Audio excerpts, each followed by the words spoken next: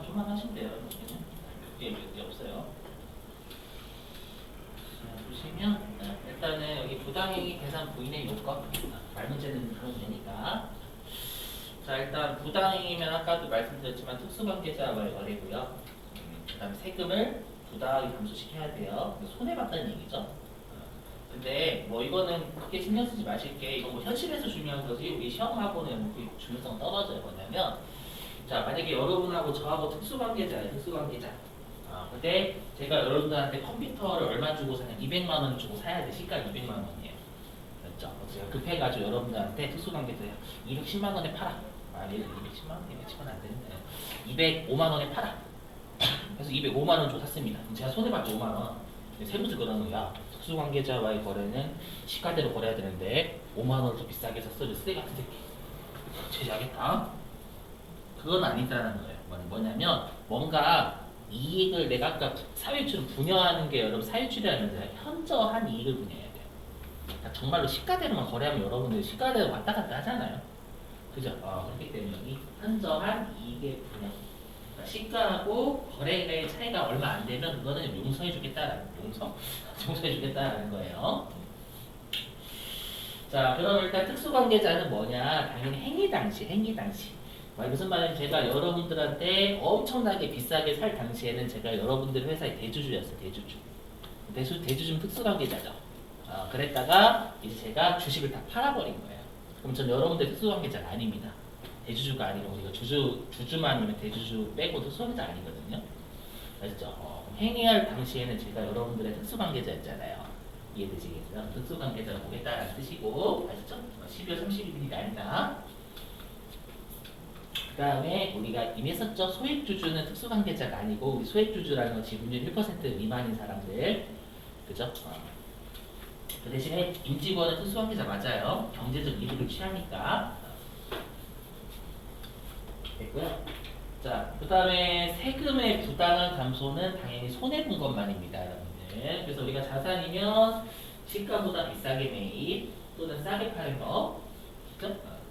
그 다음에 용역도 마찬가지로 용역은 고가 매입이다라는 거 우리가 고가로 여러분들 내가 특수관계자한테 용역 제공받고 비싸게 준 거죠. 그죠? 그 다음에 저가양도는 용역 제공받고 내가 용역을 제공했는 싼 용역을 제공한 거죠. 굳이 해석하자면 네. 그리고 이미 여러분 배우셨을 거예요. 우리 부동산 임대하고 건설업은 여러분들 용역이다라고 배우셨을 겁니다. 근데 우리 시험에는 뭐가 출제가 되면 실기 때요. 우리 실기가 중요하니까. 실기 때는 요게 출제가 돼요. 금전, 돈 빌려주는 거. 알죠? 이쪽을 좀 집중해 주셔야 돼요. 금전 쪽. 자, 그리고 이거 이미 했었죠. 우리가 저가양도 같은 경우에는 회사가 우리 임직원은 특수관계자였잖아요. 그쵸? 근데 내가 임직원한테 사택 제공하면서 낮은 임대를 받는다고 했었죠. 사택 제공. 그쵸? 그리고 우리가 중소기업의 직원 같은 경우에는 주택 구입 자금을 내가 저리로 빌려주는 것도 문제 안 삼았었잖아요. 그쵸? 그거예요. 비출자 임원 및 사용인에게 사택 제공할 때 저가 낮은 임대를 받는다라든지 중소기업 직원의 주택 구입 자금 빌려주고 낮은 이자율로 받는 거 괜찮다라는 뜻입니다. 계속 응용이 되죠, 여러분들. 네. 자, 그다음에 불공정 자본 거래는 그냥 그런 게 있나 보다라고 생각하시면 됩니다, 여러분들. 그리고 개괄주의는 뭐냐면 포괄주의라는 뜻이에요. 포괄주의. 그러니까 법에 열거된 것 이외에도 우리가 특수관계자와의 거래 손해 보는 거 제재 때리겠다는 뜻입니다, 여러분들. 자, 그 다음에 현저한 이익의 분야는 굳이 외우실 필요 없어요. 뭐냐면 우리가 부당하게 손해본 거 있죠. 부당하게 손해본 게 시가 대비 5% 이상이거나 또는 3억 원 이상이거나 둘 중에 하나만 만족하면 우리가 부당한 거래를 해석하는데 실제 컴퓨터가 알아서 계산해줘요. 그래서 계산해줍니다. 그래서 너무 신경 쓰지 마시기 바랍니다, 여러분들. 말 문제나 대비하시는 거예요, 그죠? 자, 넘어갈게요. 다 됐죠? 이거 무시하시고 이건 뭐 시험에 안 나오니까. 자, 여기는 말 문제로 좀 출제합니다. 시가를 어떻게 볼 거고 우리가 특수관계자와의 거래는 시가로 우리가 세법에서 재계산한다면서요. 시가는 어떻게 볼 거냐? 여러분들 시가는 당연히 특수관계가 없는 제3자와의 계속 반복적인 거래가액입니다. 여기 제3자와의 계속적 반복적 그죠? 근데 여러분 우리가 상장 주식이라는 건 일반적으로 특수관계자와 거래 못하죠. 특수관계자와 거래할 수가 없어요. 주식 우리가. 그래서 상장 주식 같은 경우에 우리가 오전 9시에 열려가지고 오후 3시 반에 문 닫거든요, 여러분들. 그렇죠. 근데 이게 개정이 돼가지고 뭐냐, 그냥 우리가 해당 가격이죠. 장내라는 건 말 그대로 우리 주식시장에서 허용되어 있는 시간이 장내 거래고요. 장외 거래는 우리가 3시 반 이후에 하는 걸 장내 거래라고 합니다, 여러분들. 네, 그래서 여기 장내 거래면 해당 가격, 알죠? 산 가격. 그러고 그다음 장외 거래면 거래일의 종가니까 3월 30일이죠. 3시 30분 네, 가격을 보겠다라는 거예요. 알죠? 그런 게 있다라는 거 생각해 주시고. 그 다음에 여러분 일반적으로 우리가 시가를 평가해 주시는 분들이 감정평가사 분들이에요. 그렇죠? 그래서 감정평가사 분들은 인간의 감정을 평가해 주시는 분이 아닙니다. 장난치는 거죠. 원장님이 낚였거든요. 근데 속으로 생각했지. 이렇게 물론 티는 안 냈고. 감정평가사. 그래서 감정평가사가 실제로 되게 돈 많이 벌어요. 왜냐면 많이 안 뽑거든요. 감정평가사. 돈 많이 되는 거. 혹시나 부동산이나 이런 거 관심 있으시면 감정평가사 괜찮습니다. 감정가인데 여기 우리가 감정평가업자가 내가 만약에 예를 들어가지고 두 군데 이상에서 받을 수 있잖아요. 사람인지라 다 다르겠죠. 시가가 감정하시는 분이 시가가 평균 되겠다라는 거고요. 그렇죠? 그다음에 주의하실 게 뭐냐면 우리가 아무리 감정평가사분이 감정을 잘 하신다고 하더라도요. 주식은 감정 못해요. 그렇죠? 주식을 감정하면 여러분들이 되게 멋있는 분이죠. 이거는 파피루스에서 한다 보다 이렇게 주식이 재미없죠? 죄송해요. 파피루스 그건 좀 아니죠. 리스시 될 것도 아니고. 그래서 주식은 감정 평가를 못합니다, 여러분들. 그럼 문제가 되는 게 어떤 주식이에요? 비상장 주식, 비상장 주식. 맞죠? 거래도 안 되고. 그러니까 비상장 주식은 상속세나 증여세가 여러분 상승세라고 많이 하거든요. 그래서 상속세나 증여세에 따른 보충적 평가 방법 쓰겠다라고 되어 있어요. 알죠? 이 상속세나 증여세는 세무사 자체 시험에 나오거든요. 그래서 좀 어려워가지고 그냥 여러분 1순위가 제3자, 알죠? 2순위가 감정, 그다음 3순위가 상승세. 그렇게 하시고 주식은 우리가 감정평가업자가 할 수가 없으니까, 알죠? 상장 주식이면 1번이 해당 가격, 2순위가 바로 상승세가 되겠죠, 여러분들. 비상장 주식이면 1순위가 상승세가 되는 거. 이렇게 되시겠죠? 자, 무시하시고 괜히 썼어요. 무시. 무시. 자, 근데 여기는 개무시하시면 안 돼요. 너무 중요합니다. 이거 실기. 금전 대차 거래 시가. 자, 우리가 금전 대차 거래다라는 건 금전 돈 빌려주고 돈 빌리는 거 얘기하는 거예요. 그렇죠? 그럼 이게 무슨 말이냐면 특수관계자한테 돈을 빌려줄 때 몇 퍼센트의 이자를 받아야 되는지 그겁니다. 그렇죠? 자, 원칙 여기 가중 평균 차입 이자율이라는 걸 쓰거든요. 외워주셔야 돼요. 실기 때 나오는 이자율이에요, 여러분들. 그럼 우리가 가중 평균 이자율이 뭐냐면 차입 이자율이 뭐냐면요. 우리가 어차피 평균이야 다 더해서 나눠요. 맞죠? 그건 당연한데 이게 무슨 뜻이냐면은 제가 여러분들한테 돈 빌려드렸대요. 여러분하고 저는 특수관계자고요. 그럼 몇 퍼센트의 이자를 시가 이자로 세번 물 거냐라는 거예요. 그렇죠? 어떻게 하냐면 그럼 제가 여러분들한테 돈을 빌려드렸죠. 그럼 반대로 제가 은행에서 돈 빌린 것도 있을 거 아니에요, 여러분들. 그래서 예를 들어서 제가 뭐 신한은행한테는 8% 이자를 빌렸고, 그 다음에 뭐 국민은행한테는 10%의 이자율을 빌렸대요. 그럼 평균은 9%죠, 여러분들. 그죠? 그럼 9%의 평균 이자를 낼 거 아니에요? 은행에서 돈 빌릴 때. 그럼 9%만큼 빌려주라는 얘기예요. 특수관계자인데.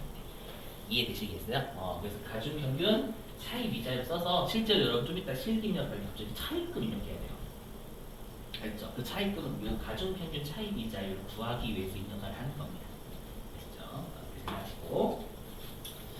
자, 그 다음에 예외는 뭐냐면 우리가 여러분들 혹시 당좌 대출 이자율이고요. 우리가 정기예금 이자율은 우리가 은행에 저금할 때 공시하는 이자죠. 맞죠? 반대로 은행에서 돈 빌릴 때 우리가 딱 국세청장이 고시하는 이자율을 당좌 대출 이자율이라고 합니다. 알죠? 그래서 이 당좌 대출 이자율이 예외인데 우리 시험에는 이해가 안 돼요. 당좌 대출 이자율 하면 너무 쉽거든요. 알죠? 차익금을 능력하게 이동해서 가중평균 차익 이자를 쓴다라는 이 정도만 기억해 주시면 돼요. 아셨죠? 넘어가겠습니다. 넘어가요. 자, 그럼 우리 실기에서 중요한 게 요 가지급금 인정이자예요. 해보죠. 가지급 인정이자. 자, 뭐냐면 인정이자. 세법에서 인정하는 이자라는 뜻입니다. 무슨 말이냐면, 자, 내가 돈을 빌려줬어요. 제가 여러분들한테 돈을 빌려줬으면 얼마의 이자를 받아야 될지, 그게 가지급금과 관련해서 인정되는 이자라는 뜻이에요.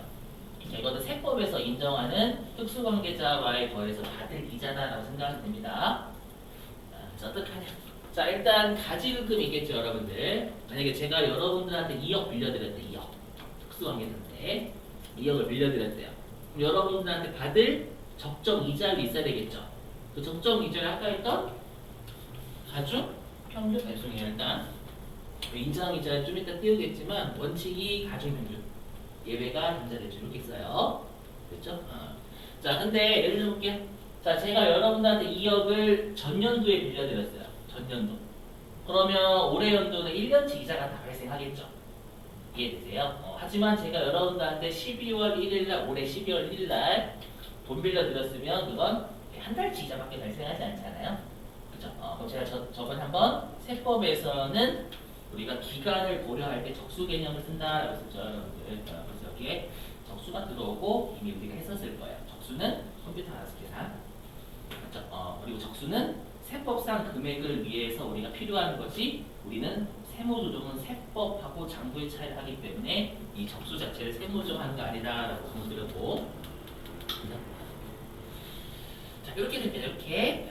그래서 일단 가지급금 적수고, 그 다음에 차익은 뭐냐면, 자, 여러분 조심하실 게, 우리가 업무무관 자산 쪽에서도 가지급금 제재했죠. 업무무관 대여금이니까. 거기는 적정이자 받은 거 제재했어요, 안 했어요? 거기 적정이자 받는 것도 제재했었어요. 왜냐면 업무무관 대여금, 즉 업무무관 자산 자체를 제재하기 위한 목적이었잖아요. 그렇죠. 그래서 업무무관한 자산을 가지고 있는 걸 꼴보기 싫으니까 적정이자를 받아도 가지급금 제재했었죠. 하지만 여기는 부당행위 쪽이에요. 부당행위는 항상 특수관계자와의 거래에서 손해본 걸 제재하는 겁니다. 그 말은 적정이자를 받는 건 문제 아니다. 아시죠? 그러면 여기 인정이자가 뭐예요? 세법상 받아야 될 이자, 특수관계자한테 받아야 될 이자. 예를 들어서 제가 여러분들한테 받을 이자가 1,000만 원이래요. 근데 여러분하고 얼마 받기로 했냐면, 예를 들어서 800만 원 받기로 했어요. 그럼 200만 원만큼 부당하게 여러분들한테 이득을 준 거죠. 이해되시겠어요? 그래서 요 둘 간의 차이로 해야 되겠죠. 손해본 건가요? 이해되시겠어요? 자, 그러면 이제 여기 하나 뜯어볼게요. 인정이자. 자, 일단 가지급금은 이미 우리가 어디에서 했었냐면 업무무관 자산 쪽에서 했었죠. 가지급금을 안 보는 거 있었죠. 기억나세요, 여러분들? 경조사비 같은 직원. 그죠? 거기가 똑같아요. 지급이자 송금불산이 쪽에 가지급금으로 보지 않는 거 있었잖아요. 걔랑 완벽하게 똑같다는 뜻입니다요. 믿을게요. 알고 계시죠? 여기는 적정이자 받는 것 제외. 아까 했었죠, 여러분들? 얘는 적정이자 받는 거 비슷하지 않아요. 손해본 거 제재하는 거니까.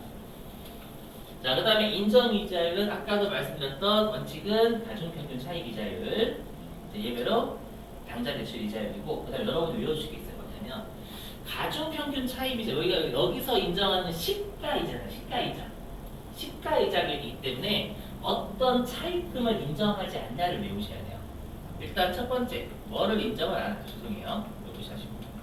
일단 어떤 인정이자를 인정하지 않냐면 여기. 일단 채권자 물론명 사채이자 있죠. 그거하고 비실명 채권증권의 이자 있죠. 걔네들은 우리가 시가이자를 인정하지 않아요. 왜냐면 우리가 채권자 물론명 사채 이자하고요, 비실명 채권증권의 이자는 그 이자 자체를 부인해버렸죠. 그 말은 얘네들한테 돈 빌린 차익금도 부인하게 인정하지 않겠다는 뜻이에요. 이해되시겠어요? 그래서 이런 차익금이 있다면 여기다 넣으시면 안 돼요. 가중평균 차익 이자율 구할 때. 되시겠죠? 그 다음에 내가 만약에 특수관계자로부터의 차입금이 있대요. 제가 여러분들한테 돈 빌린 것도 있다라는 거예요.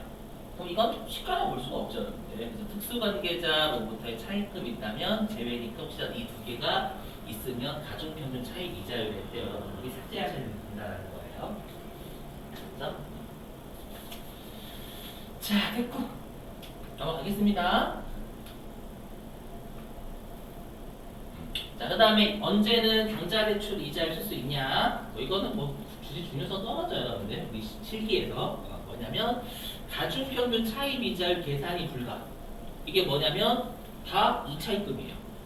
채권자, 부분명, 사채이자, 특수관계자 차입금입니다. 그럼 얘를 계산할 수가 없죠.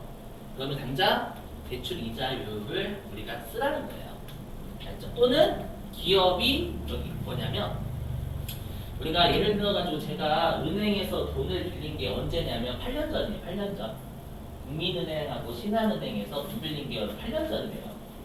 8년 전이면 시가예요. 시가가 좀 멀어요. 거리가 멀죠. 그래서 우리가 당좌대출 이자율이요. 너무 오래된 차입금이면 그때는 당좌대출 이자율 물가 같은 거 반영해서 여러분들 해마다 공시하거든요. 정당이. 됐죠? 그렇게 생각하면 되고요. 그 다음에 회사가 당좌대출 이자를 선택할 수 있어요. 그럼 여러분들 현실에서 여러분들이 만약에 회사에서 근무하신다면 가지는 되게 중요하거든요. 그러면 여러분 생각해보세요. 그 인정 이자가 클수록 회사는 좋아요, 안 좋아요? 인정 이자가 클수록 좋아요, 안 좋아요?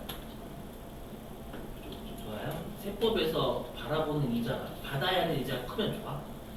아주 그만큼 우리가 부인이 많이 될 거 아니에요, 여러분들. 이해되시겠어요? 너무 좋아하시면 안 돼. 아시죠? 그 말은 이 인정 이자율이 작은 게 좋아요. 그렇죠? 그래서 예를 들어서 여러분들이 가중평균 차익 이자율을 이제 배우실 거 아니에요. 그럼 실기 때 입력하면 가중평균 차익 이자율이 나와요. 근데 그게 만약에 8%래요. 근데 당좌대출 이자율이 예를 들어가지고 지금 4.6%였는데 지금 올랐나 모르겠어요. 금리가 어떻게 돼가지고 이게 만약에 예를 4.6%래요. 그럼 여러분들 얘를 선택해서 신고하시면 되는 거예요. 그렇죠? 인정이자 부인되는 게 적어지겠죠. 또는 부인 안 됐을 거나 이해되시겠죠? 그거 하셔야지 이 이자를 선택 안 하면 가중으로 가요. 측단하고 해 이렇게 봐요.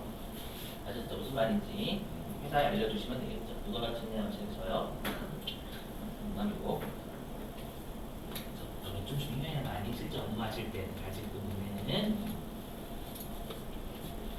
자, 넘어가겠습니다. 자, 이거는 중요하진 않는데 시험에 딱 한 번 냈어가지고 좀 할게요. 뭐냐면 자, 갑법인이 대표이사한테 가지급금 10만원, 업무와 무관하게 10만원 빌려줬대요. 10만원 빌려줬고 갑법인이 받을 이자가 예를 들어서 20%라고 가정해 볼게요. 그럼 갑법인은 대표이사한테 2만원의 이자를 받아야죠.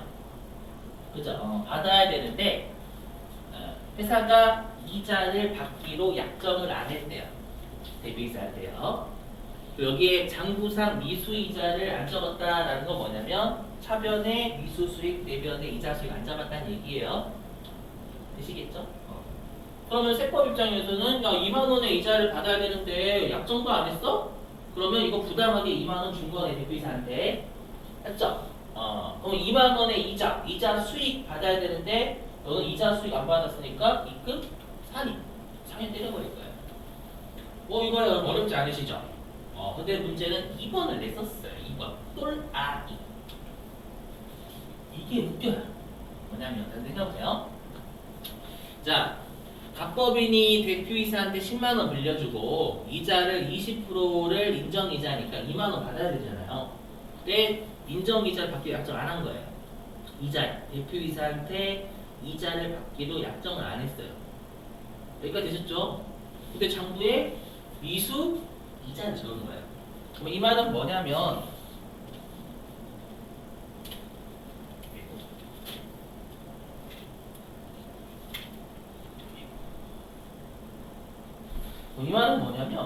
저 이자 받기로 안 했어요.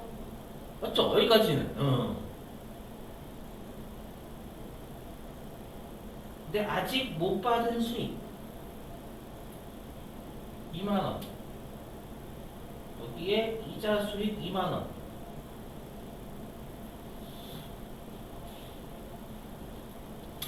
이렇게 적었다는 얘기예요. 그럼 이건 뭐예요? 저 받지로 하지 않아? 약정 없, 계약서가 없어? 요? 없는데 저 받을 거에 아직 못 받은 게 있어요. 이걸 뭐라고 하냐면 미친놈이라고 하죠. 계약서는 없는데 받을 거래. 그래서 이게 뭐냐면 여기는 아예 가지급금을 안 배운 그 가지급을 안 배워가지고 얘 몰라. 얘는 좀 어설프게 배웠어. 뭐냐면은 아까 제가 뭐라고 했냐면 우리가 그 인정이자와 약정이자와의 차이라고 했죠. 발생주에 따른 이자. 실제로 돈을 안 받아도 돼요. 장부에 기록하면 돼요. 장부에 발생주에 따라서. 발생주의라는 건 이거잖아요, 여러분들. 기간이 지나면 이자 수요. 차변의 민수시장. 이해되세요? 네, 이건 좀 세법을 배운 거예요. 이 회사 있는 경리과 직원이 어떻게 배웠냐면 제가 가지급금을 좀 배웠는데 우리가 가지급금 이쪽은 인정이자와 발생주의와의 차익으로 하는 거니까 장부에 이렇게 발생주의에 따라 적으면 인정이자는 2만 원인데 2만 원 받을 거라고 장부에 기록해놨으니까 세금이 한 푼도 세금 한 푼도 안 내면 됩니다. 어때요? 저 멋있죠? 이렇게 얘가 계약서가 없어. 그죠? 세무서가 또라이 아니죠? 그래서 이거 뭐냐면 얘 세법을 좀 엉터리로 배웠구나. 맞죠? 저 받을 거예요. 약정 없어, 계약서 없어. 맞죠? 그럼 그 말은 뭐냐면 세금을 회피하기 짠 걸 돌렸다라는 뜻이에요. 되시겠어요? 그래서 이걸 뭐라고 보냐면 이걸 이걸 가공의 자산으로 봐요. 무슨 말이냐? 실제로 계약서가 없다라는 건 받기로 한 적도 없어요. 없는데 가공의 자산을 만들어 내 가지고 이걸 우리가 인정이자와 발생주에 따른 이자와의 차이를 우리가 입금으로 제시하는 거기 때문에 이렇게 2만 원 적으면 우리가 입금을 제시 못하잖아요. 그렇죠? 근데 약정을 하지 않았기 때문에 이거 가공의 자산을 꾸며낸 거구나. 이해되시겠어요? 그래서 어떻게 하냐면 이걸 가공의 자산이니까 취소해야죠. 반대 돌려버려요. 어떻게 하냐면 이 가공의 자산이니까 취소해야 될까? 취소? 맞죠? 그럼 취소다라는 건 어떻게 해요? 이자 수익 차변을 까고요. 네가 적은 이자를 인정 못한다. 왜? 너도 받기로 하지도 않고 계약서 했어. 계약서에 받기로 한 적도 없는데 이자 수익 적어버렸잖아. 인정 못해. 그리고 차변에 있던 미수 수익 2만 원 요것도 인정하지 못하겠다 이렇게 되는 거예요. 이건 분개고요. 이건 세무조정을 해야죠, 여러분들. 그래서 어떻게 하냐면 입금 어디냐? 불산. 세법상 수익이 줄어들어야 되니까 입금 불산입이죠. 그리고 미수 수익이 감소해야 되잖아요, 대변은. 자산의 감소니까 마이너스 6. 되셨죠? 이 세무 조정을 통해서 회사가 이렇게 잡고 이렇게 안 잡은 것처럼 맞는 거예요. 이해되시겠어요? 그러면 이제 받기로 한 이자가 0이 되겠지. 0? 취소해버렸으니까 장부에 적어놓은 걸. 이해되셨어요? 근데 세법은 10만 원에 20% 2만 원의 이자를 받아야 되잖아요. 근데 여기에서 이미 그 분개를 부인해버렸죠, 바로. 됐죠?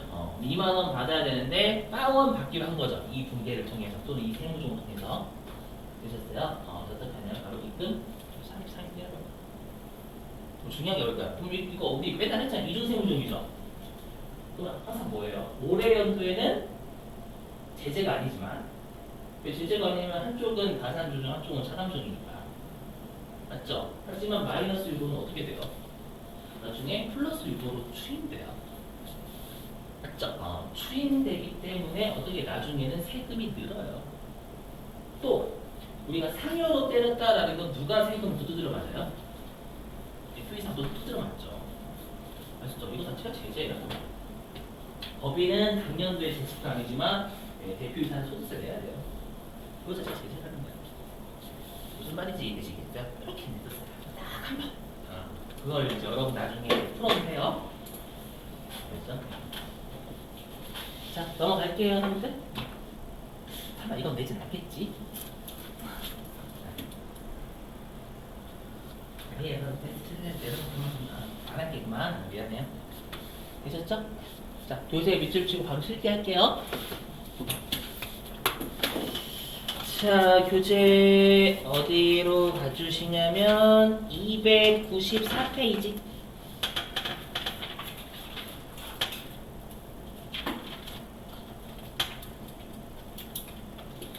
자, 제1절 의. 자, 네 줄 밑줄 좀 치시죠. 부당행위 계산 부인이 뭔지는 알아야 되겠죠, 여러분들? 254페이지에. 네. 자, 밑줄. 자, 법인이 그 법인과 특수관계 있는 자와 거래시, 여기 특수관계자입니다. 항상 거래시 그 법인의 소득에 대한 조세 부담을 부당히 감소시켰다고 인정이 돼야 돼요.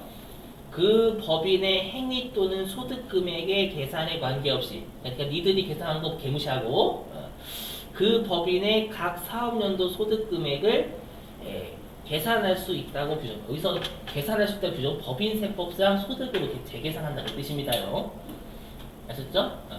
그러니까 너희들이 거래가액 적은 거 무시하고 세법상 소득으로 다시 계산해버리겠다 그 뜻이에요. 해석하면 이것을 부당행위 계산의 부인이라고 한다.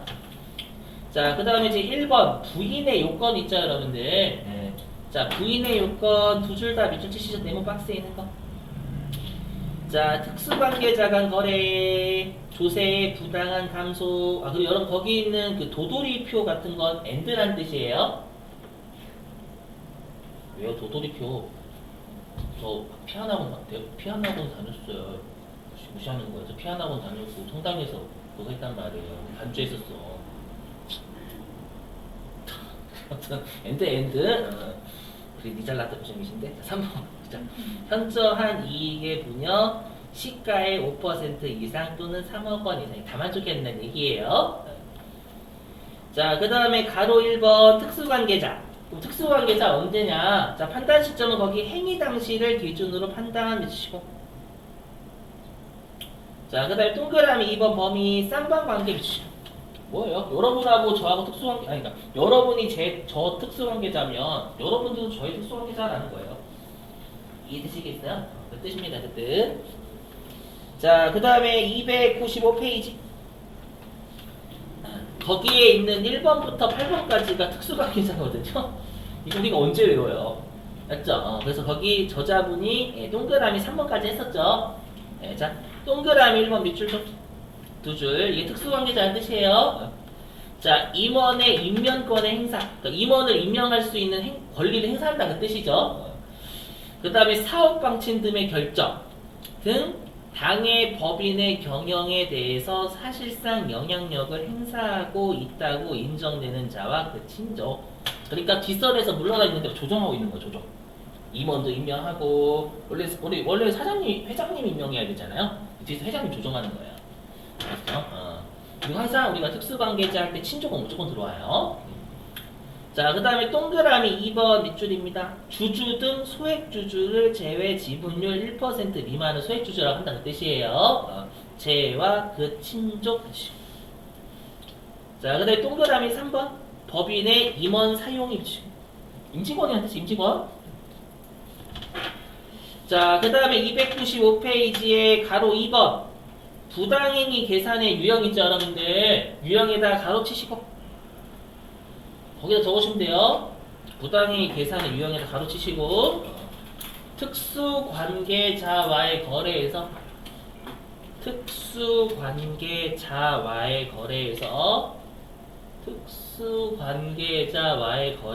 손실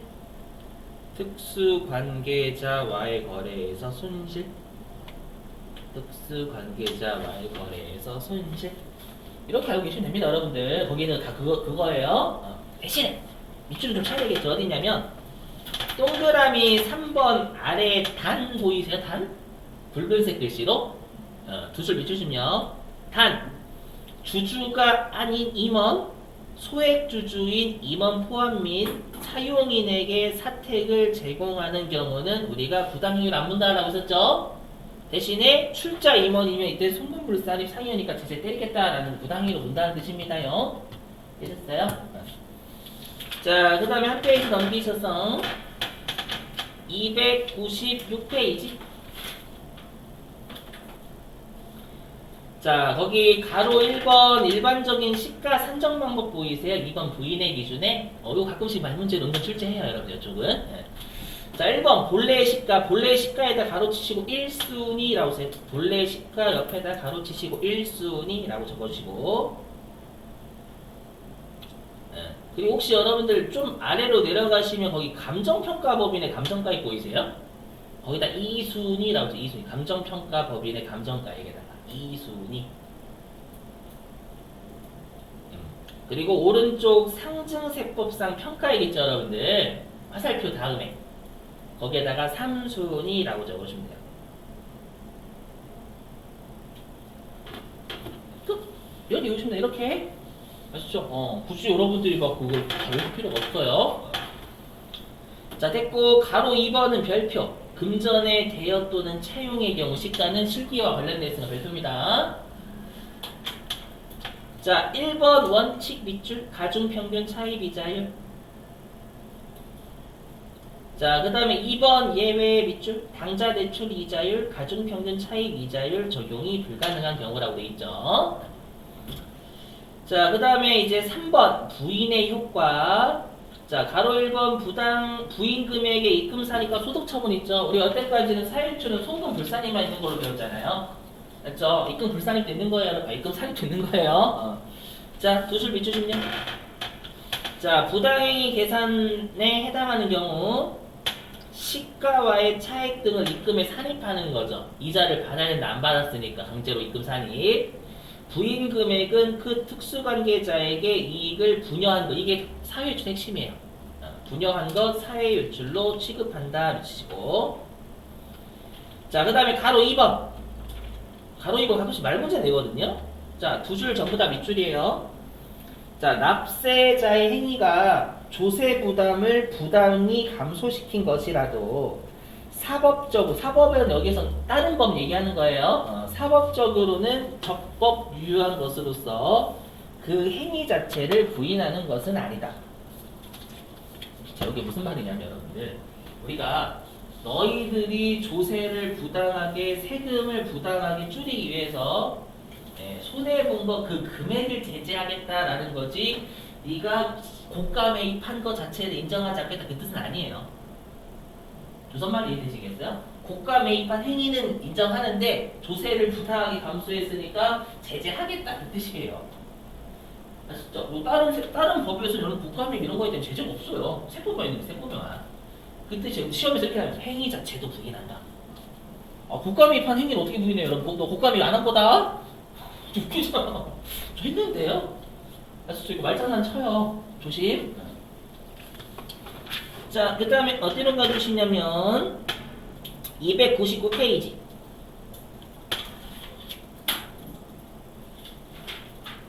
자, 299페이지 중간쯤 보시면 업무무관 가지급금에 대한 법인세법상 규제라고 표 보이시나요?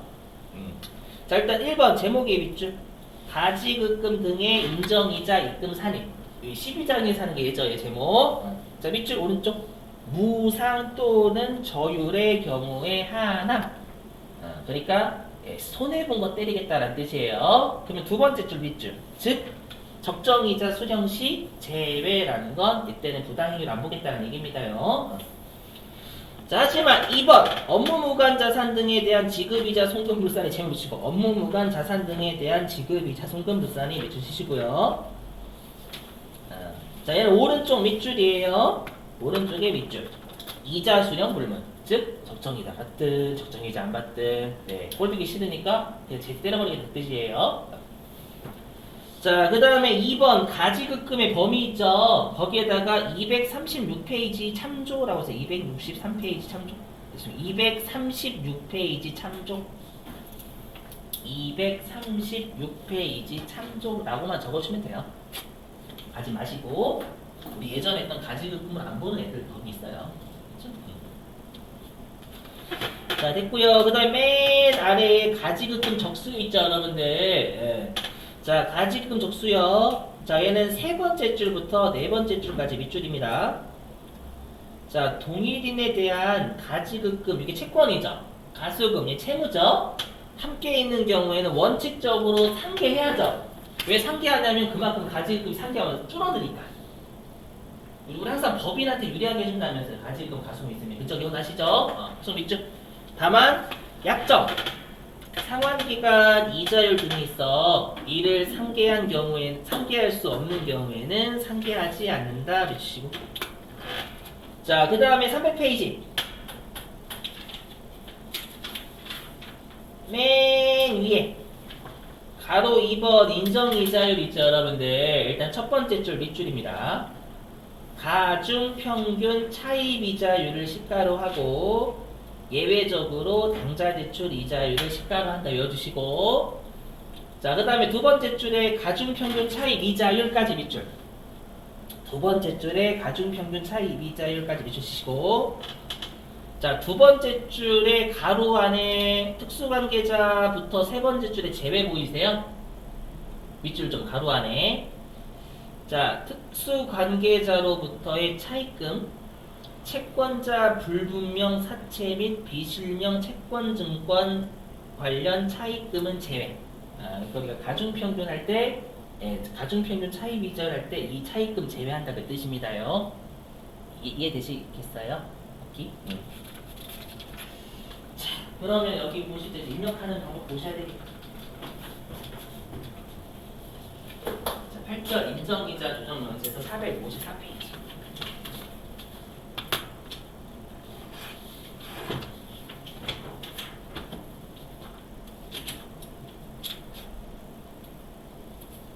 자, 454페이지. 452페이지. 회차 적으세요, 회차.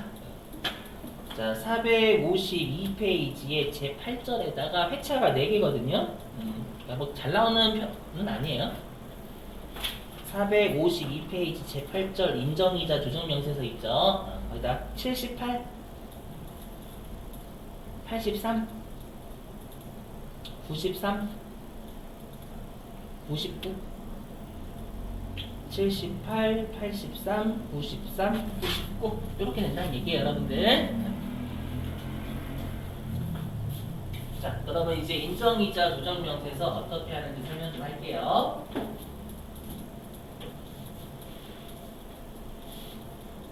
자, 일단 여기에요. 뭐냐면 우리가 아까 가지급금 구할 때 가지급금 적수에다가 인정이자를 곱했죠, 여러분들. 그럼 여기가 가지급금 적수 구하는 메뉴예요. 그러니까 여기는 가지급금을 입력하는 것이에요. 그 말은 가지급금으로 안 보는 거 입력하시면 된다는 뜻이 되겠죠. 근데 이거는 외워주셔야 돼요. 어떻게 외우시냐면 일단 회계 데이터 불러오기를 클릭하시면 가지급금이나 가수금으로 처리한 걸 불러오기끔 해야 돼요. 불러오기만 누른다고 안 불러가져요. 불러오기 하시면 요렇게 떠요. 요렇게 뜹니다. 예를 들면 여기 잘 보이신지 모르겠지만 지금 가지급금 세팅해놨잖아요. 내가 대표이사 이대호한테 가지급금이 134번 이렇게 찾으시는 거예요. 그리고 이건 단순 암기예요. 뭐냐면 여기 우리가 대표이사는 가지급금하고 가수금의 적용 번호가 딱 고정돼 있어요. 그렇죠? 이거 외워주셔야 돼요. 가끔씩 이거 안 줄 때 있거든요. 1번하고 4번이라고 외워주셔야 돼요. 앞에 1, 뒤가 4. 뭔지는 제가 좀 이따가 다른 데 가서 설명할게요. 아시죠? 혹시라도 14라고 세팅이 안 되면 대표이사는 무조건이에요. 근데 우리 회사가 대표이사한테만 가지급금이 있는 게 아니라 예를 들어 전무한테도 가지급금이 있을 수 있는 거잖아요. 그럼 걔네들은 항상 번호가 이 대표이사 아래로 내려오는 거예요. 그래서 예를 들어서 대표이사가 아니라 전무이사한테 뭐 가지급금이 있대요. 그럼 여기에다가 2, 5번 이렇게 추가해 주시면 된다는 얘기예요.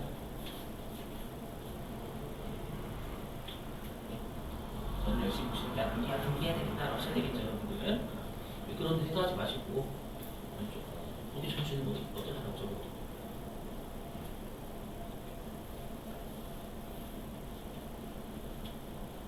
이렇게